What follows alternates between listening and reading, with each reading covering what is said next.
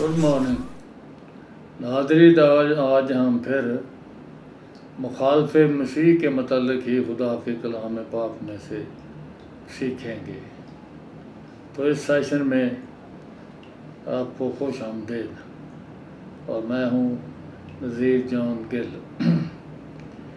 تو پچھلے سیشن میں ہم نے یہ سیکھا تھا کہ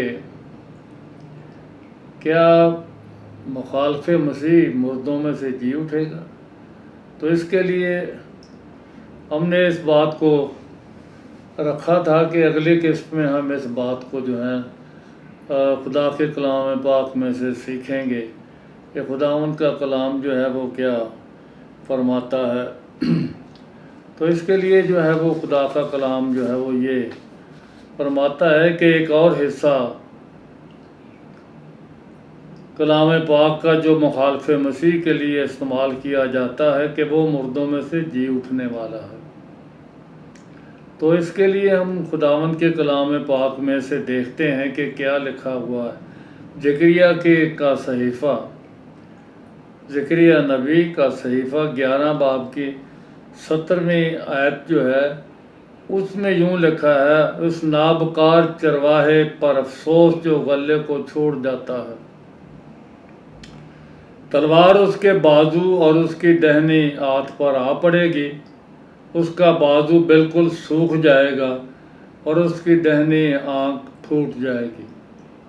تو یہ خدا کا کلام فرماتا ہے، یہ مخالف مسیح کے لیے ہے کہ تو یہ حصہ جو خدا کا کلام ہے یہ مخالف مسیح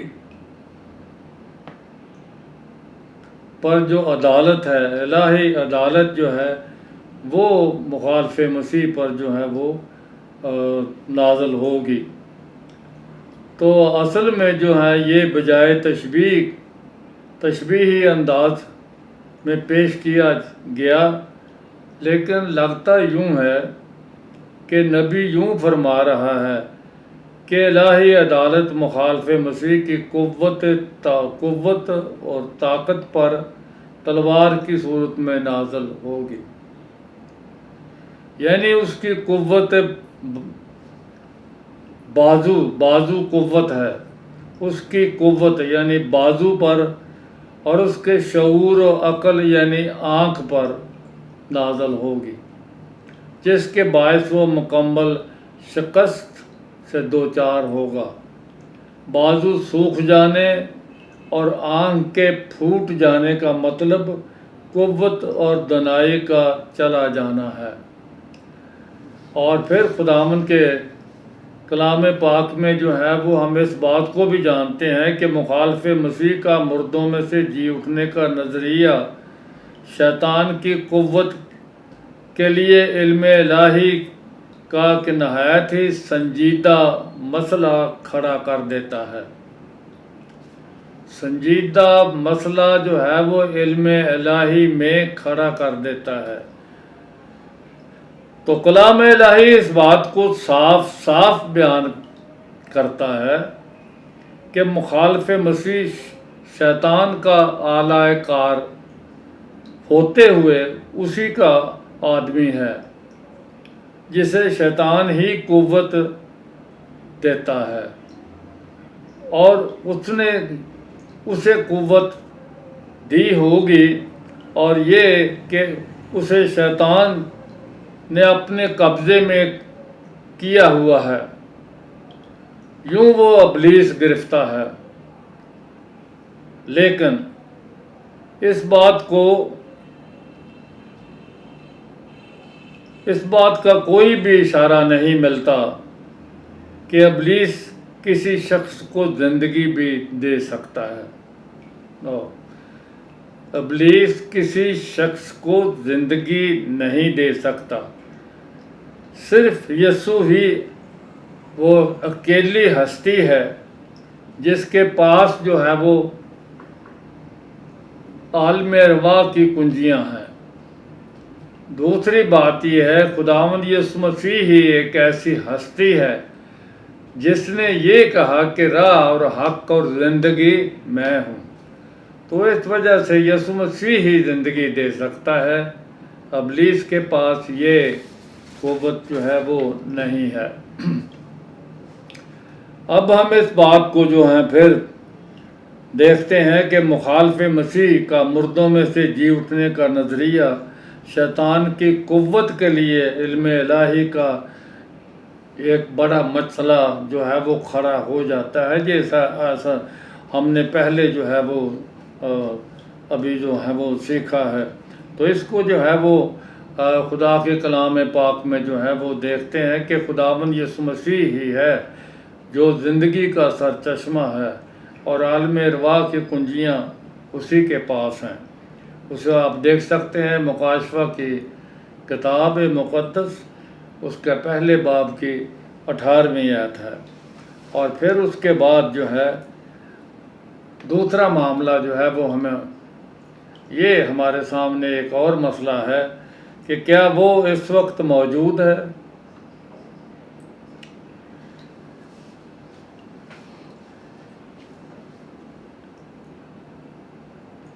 Is he living now؟ کیا وہ اس وقت موجود ہے؟ یہ ایک عام سا سوال بھی پوچھا جاتا ہے کہ آیا مخالف مسیح اس وقت موجود ہے؟ پہلے تو میں مان رکھتا ہوں کہ پاک صحائف کی تعلیم ہے کہ وہ نسل جو بنی اسرائیل کی بحالیت اور پھر اسے اس کو قیام دیکھے گی، مطلب یہ ہے کہ پہلے قوم اسرائیل جو ہے وہ بحال ہوگی، پھر خداوند کے کلام یہ لکھتا ہے کہ بحالیت اور اس کے قیام کو دیکھے گی وہ نسل۔ تو وہ نسل جو ہے وہ کیسے ہم دیکھ سکتے ہیں؟ وہ نسل جب اسرائیل کی جو ہے وہ اپنی جو ہے وہ ریاست قائم ہوئی، تو یہ ریاست قائم ہونے کا جو وقت ہے وہ 14 مئی 1948 ہے، یعنی پاکستان کے 1 سال بعد وہ ملک جو ہے وہ معرض وجود میں آیا جو پہلے ہی موجود تھا۔ اور خداوند کا کلام جو ہے وہ یہ دیکھتا ہے کہ 14 مئی تاریخ یہ ثابت کرتی ہے کہ 14 مئی 1948 کو وہی نسل آخری زمانے کی ساری جو ہے وہ پیشن گوئیاں پوری کرتی ہوئی دیکھے گی۔ ساری وہ نسل جو 1948 میں پیدا ہوئی، وہ ساری کی ساری اپنی آنکھوں کے سامنے جو پیشن گوئیاں خداوند یسوع مسیح کی واپسی کے لیے کی گئی ہیں وہ اپنی آنکھوں سے دیکھے گی۔ اس کے لیے حوالہ جو ہے وہ آپ جو ہے وہ جانیں، وہ یہ ہے متی 24واں باب 32ویں آیت سے 34ویں آیت تک جو ہے وہ یہ ہے۔ تو پھر جو ہے وہ دوسرے میں ایمان رکھتا ہوں کہ ان تمام آثار زمانہ کو یہ اشارہ دیا جاتا ہے، یہ اشارے دیتے ہوئے دیکھ رہا ہوں میں بذات خود بھی ان اشاروں کو بذات خود بھی اشاروں کو دیکھتے ہوئے میں یہ کہہ سکتا ہوں کہ ہمارا خداوند بہت جلد آنے والا ہے۔ تو ہمارا خداوند جو ہے وہ جلد آنے والا ہے، لیکن اس کے لیے ضروری بات یہ ہے کہ ہمیں جو ہے کلام مقدس کا مطالعہ جو ہے وہ کرنا ضروری ہے۔ پھر اس کے بعد جو ہے ہم اس مطالعے کو آگے جاری رکھیں گے کہ مسیح کی واپسی جو ہے وہ کیسے ہوگی، اور کیا ایک مرحلے میں ہوگی یا 2 مرحلوں میں ہوگی، وہ تو یہ ساری باتیں جو ہیں اگلے ایک ساتھ میں ہم جو ہے وہ دیکھیں گے۔ اب ہم خداوند کے کلام پاک میں یہ دیکھ رہے ہیں کہ ہم ان تمام جو آثار زمانہ ہے ان کو پورے ہوتے ہوئے دیکھ رہے ہیں، تو ہم یہ جان رہے ہیں کہ وہ یعنی مسیح یسوع جو ہے آسمانی پھاٹکوں پر کھڑا ہے۔ تو مطلب یہ ہے ہم بذات خود بھی बड़ी मुसीबत के दरवाज़े पर जो हैं वो खड़े हैं। तो बड़ी मुसीबत जो है वो कलीसिया के लिए नहीं है, लेकिन हम जो है इन बातों को जो है वो अगले असबाक में जो है मुकम्मल तौर पर जो है वो सीखेंगे। इसलिए आपको जो है इनको जो है इन तमाम वीडियोस को जो है अपने अंदर जज़ब कर लेना ज़रूरी है, बल्कि ये है कि हिफ़्ज़ कर लेना भी ज़रूरी है, ताकि हम अगले एक साथ में यसू की वापसी पर जो है वो खुदा का कलाम जो है वो सीखेंगे। तो अब जो है वो खुदावंद के कलाम पाक में ये है कि बड़ी मुसीबत के दरवाज़े पर भी खड़े हैं, लेकिन ये बात बहुत ज़रूरी है कि कलीसिया जब आसमान पर उठाई जाएगी, या कलीसिया के आसमान पर उठाए जाने के बहुत ही जल्द, यानी आसमान पर उठाए जाने के बहुत ही जल्द जो है वो बड़ी मुसीबत शुरू हो जाएगी। और या कलीसिया के अभी आसमान पर जो है वो जाने का बंदोबस्त खुदावंद जो है वो करता है, तो उसी वक्त बड़ी मुसीबत भी जो है वो जारी हो जाएगी। इसके लिए हमें खुदा के कलाम पाक में ये देखता कि इन आसार ज़माना में सबसे अहम निशान जो है वो क्या है। सबसे बड़ा निशान जो है वो यहूदियों का फिर से अपने आबाओ अजदाद की सरजमीन या अपने आबाओ अजदाद के देश में इकट्ठा होना है। और इसके लिए जो है वो आप हवाला जो है वो आपके सामने रखता हूँ। यशाया 11 बाब उसकी 10 और 12 आयत जो है तीन आयतें 10, 11 और 12 आयत जो हैं उनको हम जो है वो देखते हैं खुदावंद के कलाम पाक में क्या लिखा है। और वे ये है 10वीं 11 12। और उस वक़्त यूँ होगा कि लोग यसी की उस जड़ के तालिब होंगे जो लोगों के लिए एक निशान है, और उसकी आरामगाह जलाली होगी।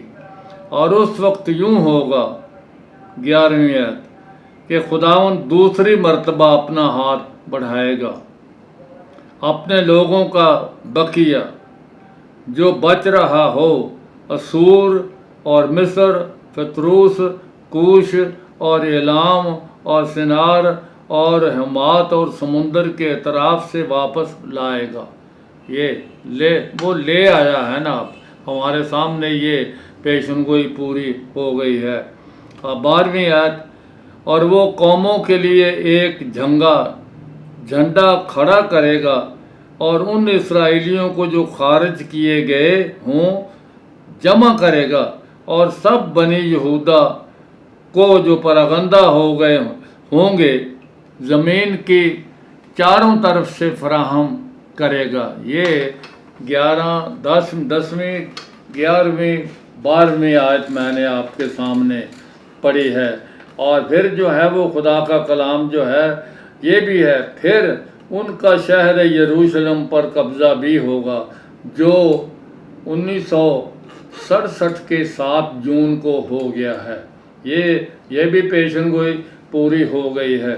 और उसके लिए जो है वो लूका की इंजील मुक़द्दस जो है 21वें बाब की 24वीं आयत है। वो क्या है? वो ये है कि जब तक गैर कामों की मियाद पूरी ना हो यरूशलेम गैर कौमों के पांव तले रौंदा जाएगा। तो ये रौंदा यानी गैर कौमों की मियाद जो है वो ख़त्म हो गई। कब ख़त्म हो गई?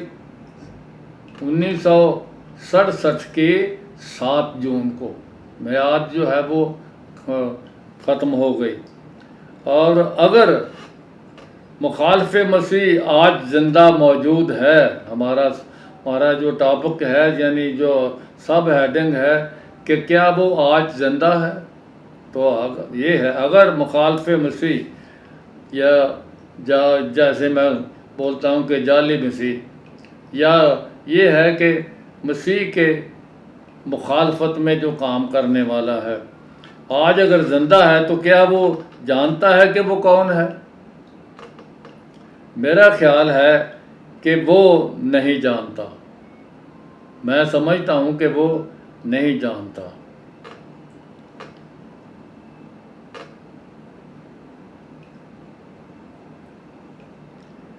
اور ایک اور بھی بات ہے کہ میرا نہیں خیال کہ وہ اس کبھی و نازک نظریے سے واقف ہے. یعنی اس نظریے سے اگر وہ زندہ ہے تو وہ اس نظریے سے بالکل واقف نہیں ہے جو ابلیس نے اس کے لیے ترتیب دے رکھا ہے. وہ اس وقت تک مخالف مسیح نہیں بنے گا جب تک ابلیس اس کو اپنی گرفت میں نہ کر لے. یہ ضروری بات ہے کیونکہ ابھی اگر وہ زندہ بھی ہے تو اس کو اس بات کا کوئی علم نہیں ہے. اس وقت وہ مخالف مسیح ہوگا جب ابلیس اس کو اپنی گرفت میں لے لے گا. تو اس وجہ سے یہ خدا کا کلام جو ہے وہ فرماتا ہے وہ ابلیس جو ہے اس میں حلول ہو جائے گا. ابلیس اس میں حلول ہو جائے گا یعنی اس کو اپنے قبضے میں لے گا. یعنی اس کے بیچ میں وہ ابلیس چلا جائے گا. یہودیوں اور یورپ کو دھوکہ دینے کے لیے اس کو قوت نہیں دے گا.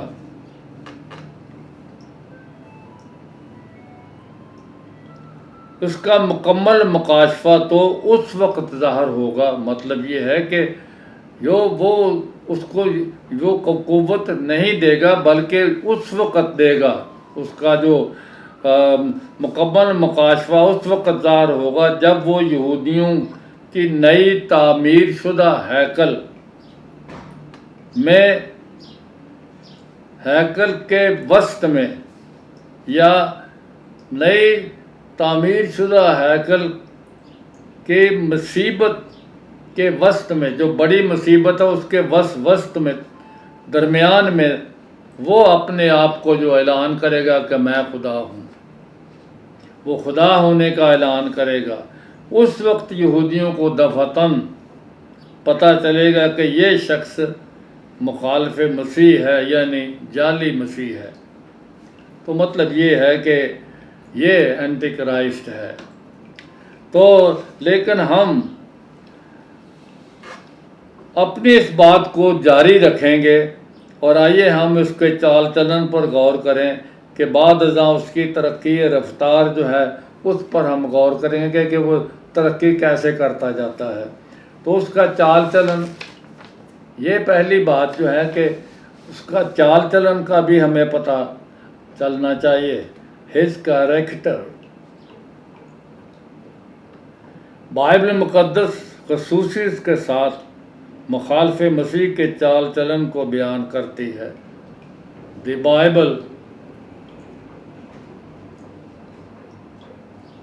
اینٹی کرائسٹ کے کیریکٹر کو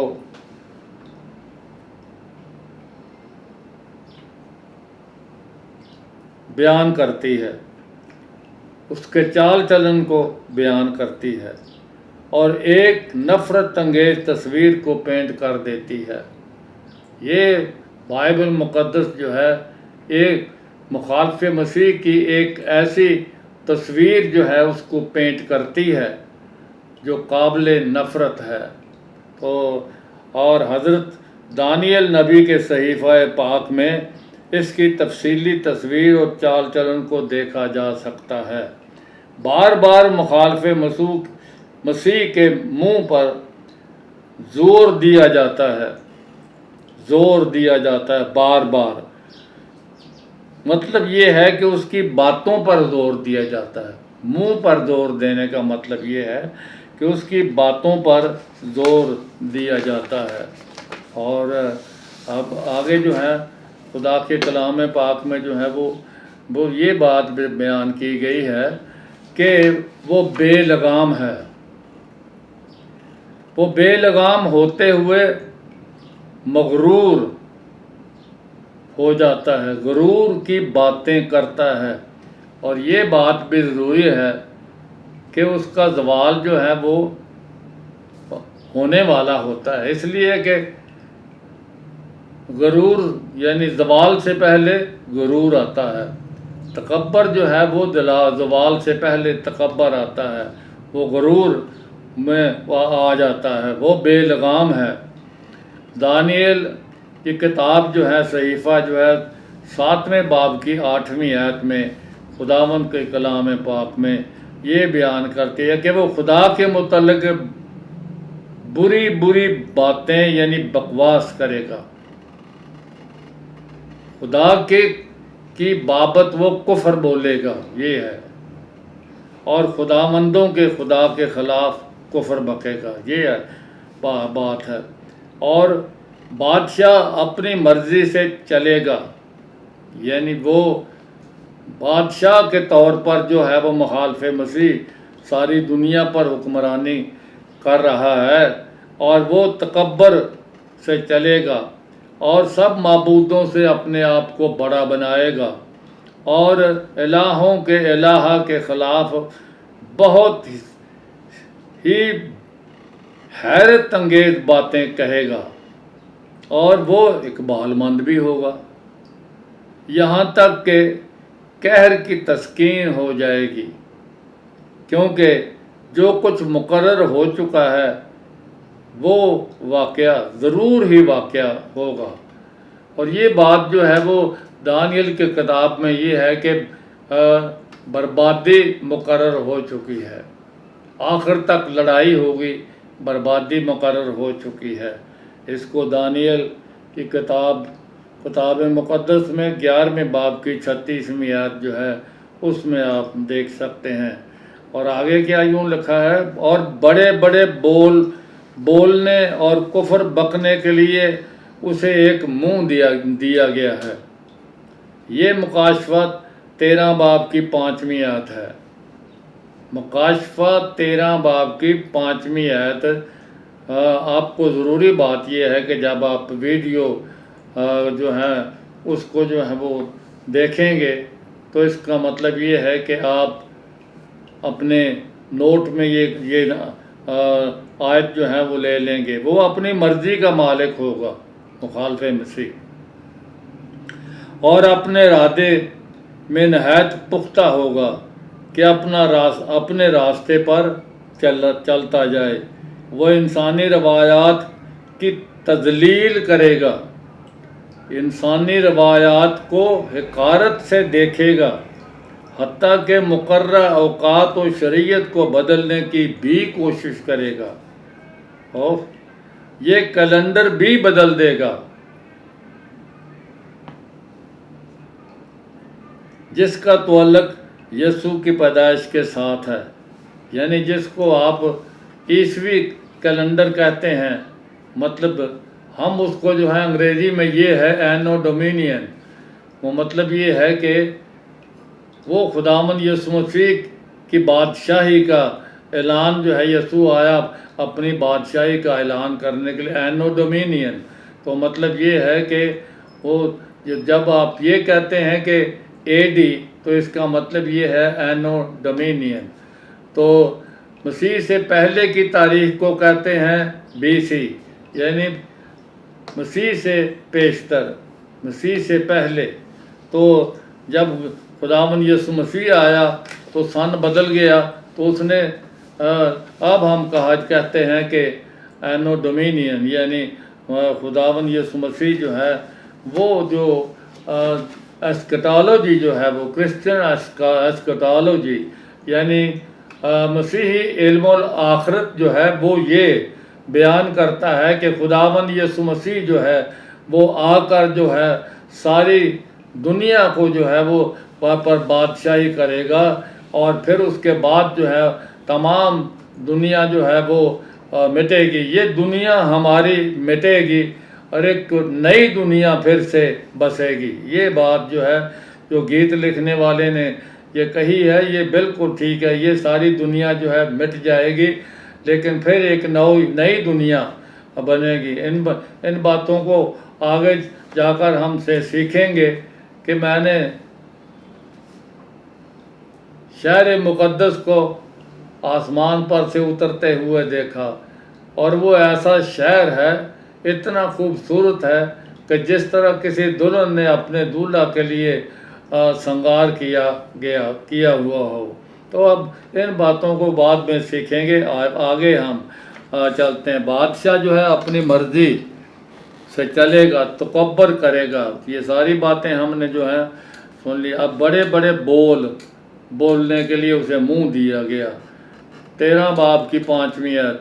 वो अपनी मर्जी का मालिक होगा और अपने इरादे में नहायत पुख्ता होगा कि अपने रास्ते पर चले, और इंसानी रवायात को जो है वो बिल्कुल मिटा डालने की कोशिश करेगा। दीगर एक और नुक्ता भी जो है जिस पर बार बार जोर दिया जाता है कि वो ये है कि मुखालफ मसीह अस्कर यूती की तर्ज का अबलीस गिरफ्तार होगा। लूका 22 बाब की 3री आयत जो है उसको आप देखें। हज़रत दानियल का कहना है कि वो बड़ा ज़ोरावर होगा, ताहम वो अपनी कुव्वत से नहीं, वो शख्स अपनी कुव्वत से नहीं। पालूस रसूल यूँ फरमाते हैं कि वो बड़ा पौलुस रसूल यूँ फरमाते हैं कि जिसकी आमद शैतान की तासीर के मुआफिक हर तरह की झूठी कुदरत और निशानों और अजीब कामों के साथ और धोखे के साथ होगी। इसका हवाला जो है वो ये है, 2 थस्सलुनीकियों और उसकी दूसरा बाब 9वीं आयत जो है वो। यूहन्ना रसूल का फरमान, और जो हैवान मैंने देखा कि उसकी शक्ल तेंदुए की सी और पाँव रीछ के से और मुंह बब्बर का सा, और उस अजदहा ने अपनी कुदरत और अपना तख्त और अपना बड़ा अख्तियार उसे दे दिया, यानी मुखालफ मसीह को। तो इस वजह से जो है इन सारी बातों को जो है वो आप ध्यान से जो है वो सुनना है, इसलिए कि वो बदरू गिरफ्तार होगा, शैतान गिरफ्तार होगा, अबलीस गिरफ्तार होगा। लिहाजा वो एक ऐसा शख्स होगा जो कभी भी काबिल एतबार ना होगा। ज़बूर 52 की 2री आयत जो है उसमें यूँ लिखा है, तेरी ज़बान माहर शरारत करती है, गढ़ती है। दगाबाज है, दगाबाज वो तेज उस्तरे की मानंद है। तेरी ज़बान, मुखालफ मसीह के लिए कहा गया है कि तेरी ज़बान जो है वो दगाबाज है और शरारत ईजाद करती है, और वो उस्तरे की मानंद तेज़ है। तो ये मुखालफ मसीह का चाल चलन है, कैरेक्टर जो है वो ये है। और हम जो है इस बात को जो है वो यहीं तक जो है वो रह सकते हैं, देख सकते हैं। ज़बूर 55 की जो है वो 21वीं आयत में भी यूँ लिखा है, उसका मुंह मक्खन की मानंद चिकना और उसके दिल में जंग समाई होगी। ज़बूर 5 की 6 उसको खूनखार और दगाबाज करार दिया गया है। ज़बूर 43 की 1 आयत में उसे दगाबाज और बेदीन और नारास्त कहा गया है। हज़रत दानियल इस बात का भी जिक्र करते हैं कि वो एक जिनसी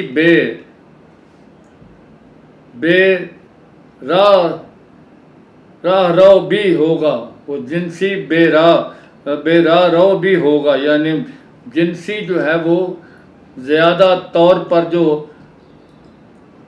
बेराह रवा भी होगा, ज़्यादातर हम जिन्स परस्त होगा, और इसी के तौर पर वो ज़ाहिर भी होगा। हज़रत दानियल ने के मुताबिक मुखालफ मसीह औरतों का बरगुबा ना होगा, बल्कि आदमियों का।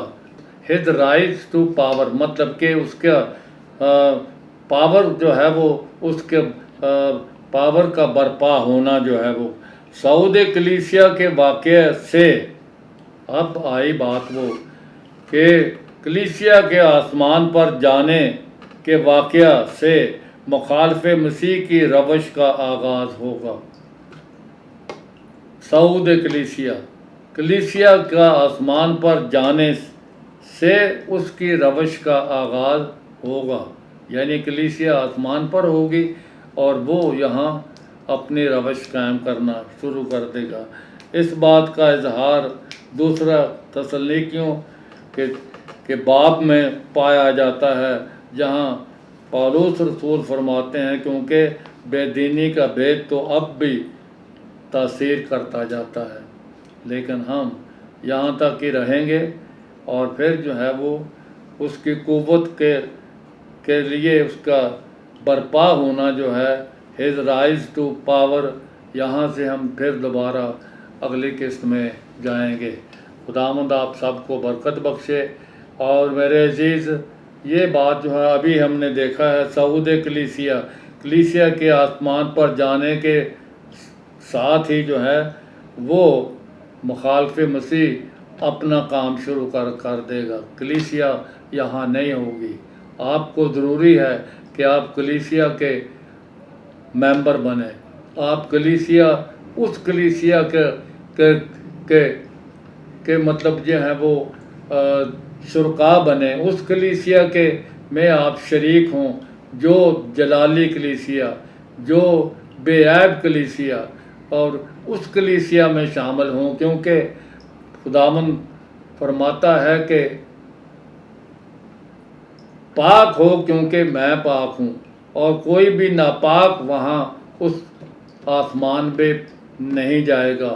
اس وجہ سے کلیسیا جو ہے وہ آسمان پر جب جائے گی تو وہ ایسی پاک ہوگی کہ اس کے بدن میں نہ کوئی داغ، نہ کوئی جھری، نہ کوئی اور عیب ہوگا۔ تو یہ اس لیے ضروری ہے کہ آپ تیار ہوں، کیونکہ خداوند یسوع مسیح کسی بھی وقت آ سکتا ہے۔ اس بات کو بھی آئندہ قسطوں میں ہم ضرور دیکھیں گے کہ خداوند کا کلام کیا فرماتا ہے۔